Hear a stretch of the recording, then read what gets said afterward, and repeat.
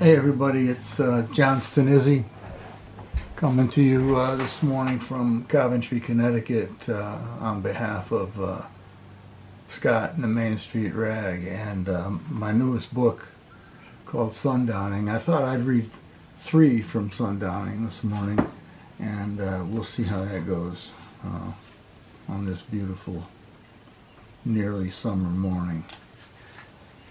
First one I'll read is Whiskey Sonnets, and it's a sort of a hybrid sonnet, and the topic, as you could probably guess, deals with a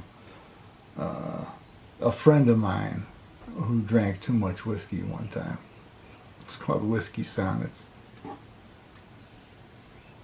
Not humility or rest or a warm coat, not promises, not anger. Nothing will change this, not now. It's 8 degrees. Both bottles are empty. It would be simpler to tell you what doesn't hurt waiting. How inevitable disappointment, the mountain of years, grief on every peak. No strength to stave it off in the morning. In the morning, everything will be all right. How long? That excuse. Bless the handful of readers, bless them, and bless the shed skin, its ashes by the door, and the storm ceaselessly menacing the hills. Tonight I won't sleep. I'll think all night. I'll get up early, work all day, make something true of me.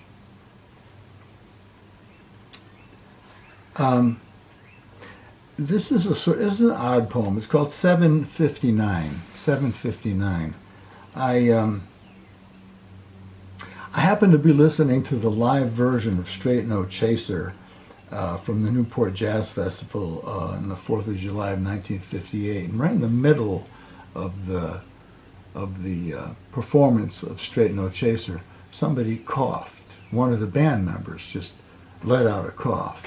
And I thought to myself, man, how perfect is that? I mean, it's jazz, Everybody's doing their own thing, and somebody coughs to add to the tune.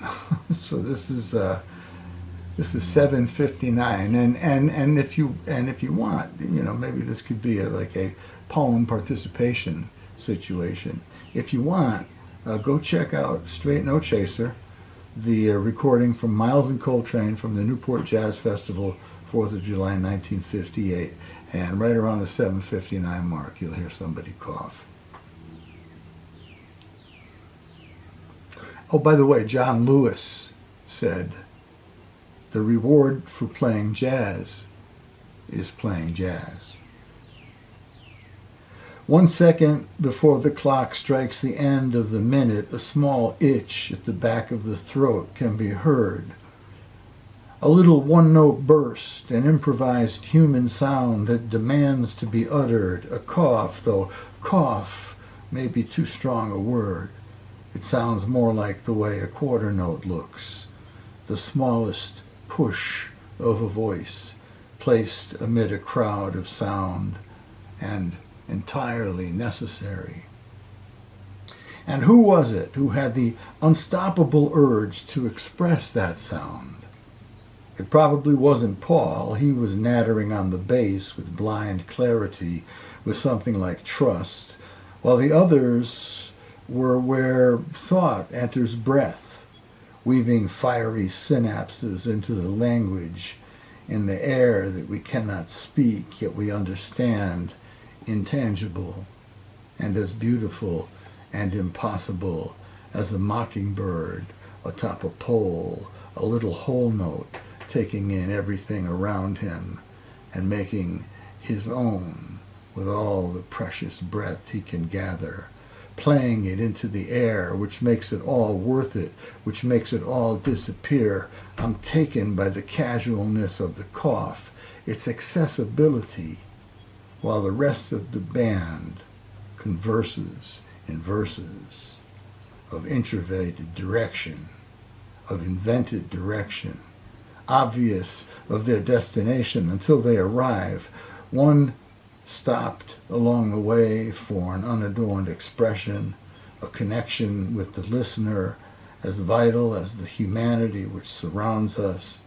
And though I cannot recall how jazz entered my veins, I do remember high school hallways where kids sang, "I want to hold your hand," while I hummed Monk's Dream, learning to make up my life as I went along. And we'll sneak in one more here. This is called Dancing with Myself.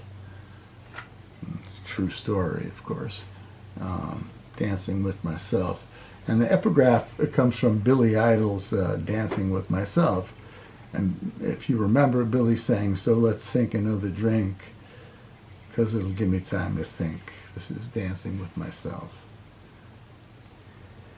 In front of the mirror, oh Lord, just long enough to see that I'm dancing with my grandfather, papery, skinned Gramps, hunchbacked, rumpled, whiskey-smelling Gramps, hair thin as air, tears in his eyes, the two of us dancing, our bad backs, twisted knees, half pint of black velvet, cupped in one of his hands, bottle of Percodan in the other, and it's shocking enough to almost make me stop, but I don't.